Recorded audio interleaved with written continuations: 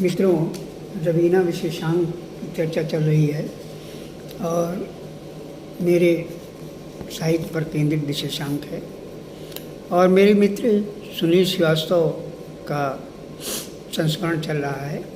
पिछले वीडियो में बताया था कि पंडित लीलाचंद जोशी को एक गोष्ठी में मैं ले आया और उस गोष्ठी में एक गुस्ताखी हो गई और ऐसी गुस्ताखी जिसे माफ़ करना कठिन है। कभी कभी अपने मित्रगण ही अपने अहंकार में डूब जाते हैं और अहंकार में डूबकर जब वो अपने वक्तव्य को देते हैं तो लगता है कि वो बड़ों का आदर करना भूल गए। आइए सुनील श्रीवास्तव के ही संस्मरण से मैं ये बात कह रहा हूँ। उन्होंने लिखा कि यहाँ एक बात और उल्लेख करना चाहूँगा कि जोशी जी बहुत ही सौम्य और अपनी गलतियों को सहज ही स्वीकार कर लेते थे और क्षमा भी मांग लेते थे। हुआ यह कि आर्यरत्न व्यास अजामिल अपनी बात कर रहे थे और जोशी जी बीच में कुछ टिप्पणी कर रहे थे। वैसे जोशी जी की आदत थी कि वह कुछ न कुछ बोलते रहते थे, एक स्वभाव था उनका। जोशी जी इस बात का कोई बुरा नहीं मानते थे, लेकिन व्यास जी को जोशी जी की टिप्पणी बहुत बुरी लगी। वह जोशी के ऊपर गुस्सा होते हुए बोले कि बड़े लोगों के बीच हम लोग बोलते हैं तो बदतमीजी कही जाती है, लेकिन जोशी जी जब मैं बोल रहा हूँ तो क्यों बोल रहे हैं। यह सुनकर सभी सक्के में आ गए। कृष्ण कुमार का बस चलता तो व्यास जी को अच्छी खबर लेते, लेकिन वो अपना गुस्सा पी गए। लेकिन जोशी जी ने स्थिति को भांप लिया और उन्होंने तुरंत व्यास जी यानी अजामिल से कहा कि मुझे नहीं बोलना चाहिए या मुझे क्षमा कर दें, आप अपने विचार रखें। जोशी जी के इस स्वभाव को देखकर सभी अपने आप में शर्म महसूस कर रहे थे। सबसे बड़े साहित्यकार के साथ व्यास जी ने जो किया था वो किसी को अच्छा नहीं लग रहा था। बाबा नागार्जुन ने तो इसे बदतमीजी करार दिया और व्यास जी को नसीहत भी दी कि बड़ों का आदर करना सीखो। सच तो ये था कि ऐसी बेतुकी हरकतें व्यास जी करते रहते थे, लेकिन जोशी जी के सहृदय होने का यह मात्र एक उदाहरण हो सकता है। बाद में गोष्ठी खत्म होने के बाद सभी ने व्यास जी को खूब आड़ू हाथ लिया। ये तो इस गोष्ठी का एक इतर किस्सा था और उस किस्से में मैं दूसरे दिन जब मैं कॉफ़ी हाउस गया तो मुझे वहाँ बाबा नागार्जुन मिल गए। बाबा नागार्जुन निकल रहे थे और मैं कॉफ़ी हाउस में प्रवेश कर रहा था तो बाबा नागार्जुन ने गेट पर मुझे घेर लिया और उन्होंने मुझसे कहा कि तुम लोगों ने अभी क्या लिखा है। मैंने कहा बाबा अभी तो कुछ नहीं लिख पाया हूँ। तो कहें तुम्हारे लिखने की, तुम्हें उल्टा सीधा बोलने की हैसियत कैसे पैदा हो गई। पहले मेरे सब लोगों की तरह लिखो, तब मुझसे बराबरी करने की चेष्टा करो। मैंने बाबा नागार्जुन से क्षमा मांगी कि व्यास जी ने जो गलतियाँ की हैं उसके लिए मैं आपसे क्षमा मांगता हूँ। अब वो बहुत गुस्से में निकल करके कॉफ़ी हाउस से चले गए। मुझे बहुत कष्ट हुआ था उस समय, लेकिन मैं अपने बड़े भाई अजामिल जी से क्या कहूँ, वो उनका स्वभाव था। आगे देखिए, सुनील ने लिखा है कि सुशील साहित्यिक गतिविधियों में हमेशा अपने को व्यस्त रखते थे और गोष्ठियों का आयोजन करने के साथ साथ अन्य गतिविधियों में भी लिप्त रहते थे। स्वप्नित संस्था की वार्षिक पत्रिका संपादन सुशील ने किया।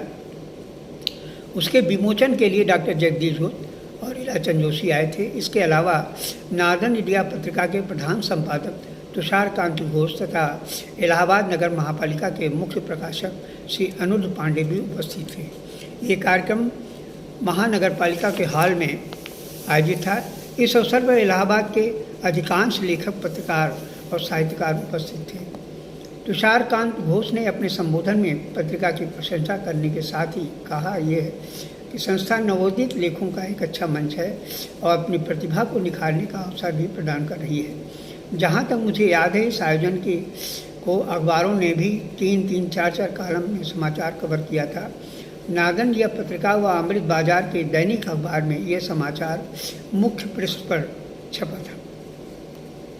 स्वप्निल के तत्वाधान में एक गोष्ठी सुशील के घर पर रखी गई थी, जिसका विषय था वर्तमान सामाजिक परिवेश एवं साहित्य। इस गोष्ठी में बाबा नागार्जुन के साथी गोपी कृष्ण गोपेश, अमरकांत, अजीत पुष्कर, उमाकांत मालवीय तथा धर्म के वरिष्ठ पत्रकार रवीन्द्र श्रीवास्तव भी उपस्थित थे।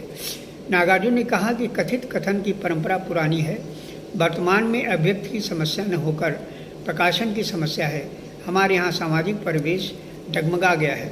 परिवेश साहित्य के अनुकूल नहीं है, लेकिन इस परिवेश को अनुकूल बनाने का दायित्व भी है। अमरकांत का मानना था कि हमारे समाज में लोग चेतना के स्तर को राजनैतिक रूप देखते हैं। लेखक समाज में रहता है, इसलिए उसे समाज से अलग रखकर सोचना बेईमानी होगी। लेखक का व्यक्तिगत दायित्व है कि समाज को अपनी आत्मा में उतारकर लेखन करे, तभी लेखन की सार्थकता साबित होगी। लेखक अपने सामाजिक दायित्व के से पलायन नहीं कर सकता। गोपी कृष्ण गोपेश ने कहा कि सामाजिक सच्चाई से बचना बहुत बड़ा अपराध है। पहले जैसा आज का वातावरण नहीं है। साहित्यकार बहुत अकेला और विवश है। इस संदर्भ में साहित्य समाज, उसके दायित्व आदि का विश्लेषण जितना भी किया जाए कम है। कथाकार अजीत पुष्कर ने कहा कि टूटे हुए सामाजिक परिवेश में भी आज लेखक बहुत ही ईमानदारी से लेखन कर रहा है। लेखक समाज में सार्थक लेखन कर रहा है। नकारात्मकता को कभी स्वीकार नहीं किया जा सकता। उमाकांत मालवीय ने कहा कि ईमानदारी से किया गया लेखन ही सामाजिक स्वीकृति प्राप्त करता है। समाज का गंभीर और ईमानदार अध्ययन करना बहुत जरूरी है। धर्मयुग के उपसंपादक और पत्रकार रवीन्द्र श्रीवास्तव ने कहा कि साहित्यकार सिर्फ साहित्यिक गोष्ठियों में विचार विमर्श करके कुछ नहीं कर सकता। गंभीर साहित्य लिखा जा रहा है जो समाज का प्रतिबिंब है। कुछ ऐसे लेखक भी हैं जो अपना अभिनंदन करवाकर प्रसिद्धि प्राप्त करना चाहते हैं। ऐसे साहित्यकारों से गंभीर साहित्य की उपेक्षा नहीं की जा सकती। हर चीज़ के लिए साहित्यकार को जिम्मेदार ठहराना गलत होगा। इस बात से भी असहमत नहीं जताई जा सकती कि गंभीर लेखन के सामने कठिन चुनौतियां हैं, लेकिन आज लेखक चुनौतियों को स्वीकार कर रहा है और गंभीर लेखन जो समाज के से जुड़ा है लिखा जा रहा है। इस गोष्ठी में कैलाश कल्पित, सुशील राकेश, सुनील श्रीवास्तव, डॉक्टर कृष्णमोहन सक्सेना, वीरेंद्र अनिल, मनसुख आदि ने भी अपने विचार व्यक्त करते हुए कहा कि सामाजिक सरोकार के बिना लेखन हमेशा कमजोर होता है और प्रसन्नता इस बात की है कि युवा लेखक समाज की विसंगतियों का अध्ययन कर गंभीर लेखन कर रहा है। एक बार सुशील ने इलाहाबाद में बहुभाषीय कवि सम्मेलन भी कराया था। हालांकि मैं उसमें नहीं था, इसलिए कि मैं उस समय इलाहाबाद में नहीं था। जब कुछ दिनों बाद लौटा तो मुझे पता चला, अपने मित्रों से पूछा तो सबने उस कवि सम्मेलन को ऐतिहासिक बताते हुए बहुत तारीफ की। बाद में मैंने अखबारों में उस कवि सम्मेलन का कवरेज देखा तो मुझे इस बात का अफसोस हुआ कि मैं उस समय नहीं था। वह कवि सम्मेलन इलाहाबाद के एक मोहल्ले बहराना के एक बड़े हॉल में हुआ था। मुख्य अतिथि इलाचंद जोशी के साथ भाई कैलाश कल्पित भी थे। एक वाकया मुझे याद आ रहा है उस समय का, जब मैं सेंट्रल पेडागोजिकल इंस्टीट्यूट से एलटी कर रहा था और हॉस्टल में रहता था। तब सुशील राकेश कन्नौज जा चुके थे। एक बार वहाँ से आए थे, तब वो मैंने हॉस्टल में उनसे सम्मान में एक गोष्ठी रखी थी। हॉस्टल में रखने का एक कारण ये भी था कि मेरे एक मित्र जो मेरे साथ ही हॉस्टल में रहते थे वो अभी कभी थे। मेरे हॉस्टल के वार्डन थे श्याम नारायण राय। उनको ये पता था कि मैं साहित्य में रुचि रखता हूँ। कुछ रचनाएँ भी उन्होंने पढ़ी थी, मेरी आज और मनोरमा आदि में। तो मुझे कवि गोष्ठी आयोजित करने में कोई दिक्कत नहीं हुई। सुशील के सम्मान में हुई वह कवि गोष्ठी बहुत ही शानदार थी।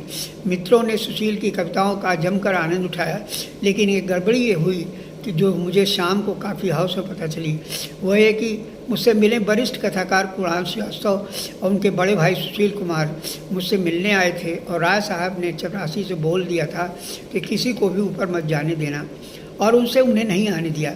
कुणाल जी धर्मयुग छपी कहानी माली सारे की राधा और उपन्यास एवनिका का उन दिनों खूब चर्चा में थी, और उनके भी सुशील की कहानी माटी का पहलुआ बहुत चर्चित हुई थी। सुशील जी हिंदी सर्वोत्तम रीडर डाइजेस्ट के संपादक भी रहे। एक मज़ेदार घटना मुझे याद आती है। एक गोष्ठी में हमने और उषा चौधरी ने कहानी पढ़ी। उस गोष्ठी में अमरकांत जी, पुष्कर जी, इलाचंद जोशी, कुणाल श्रीवास्तव के साथ ही बांदा से आदरणीय केदारनाथ अग्रवाल जी भी आए थे। कहानी पर लंबी चौड़ी परिचर्चा हुई। सुशील जो कम बोलते थे उस गोष्ठी में बहुत बोले। उनकी तारीफ भी सभी ने की। उसकी खबर सभी अखबारों में प्रमुखता से छपी, धर्मियों में भी उसकी रिपोर्ट प्रकाशित हुई। हमारा और सुशील का नाम भी सही छापा था, बस सुशील श्रीवास्तव हो गए थे और मैं सुनील राकेश। बाद में जब मैं धर्मियों गया तो एक दिन अपने वरिष्ठ सहायक संपादक मनमोहन सरल से कहा कि सरल जी देखिए ऐसा हो गया था। सरल जी इस बात पर संतोष जाहिर किया कि हम लोगों ने इसकी शिकायत भारती जी से नहीं की, नहीं तो जिसने पेज पास किया था उसे डांट तो पड़ती ही, मेमो ऊपर से मिलता। मुझे और सुशील को भारती जी पहले से ही जानते थे क्योंकि हम दोनों धर्मयुग में पहले से ही छप रहे थे।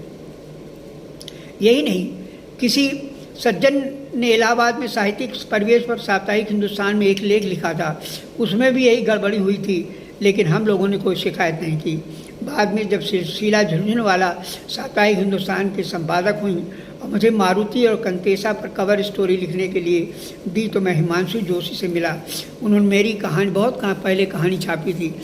उनसे जब नाम छपने का जिक्र किया तो उन्होंने कहा कि अब कहानी दे दो, सही नाम छपेगा।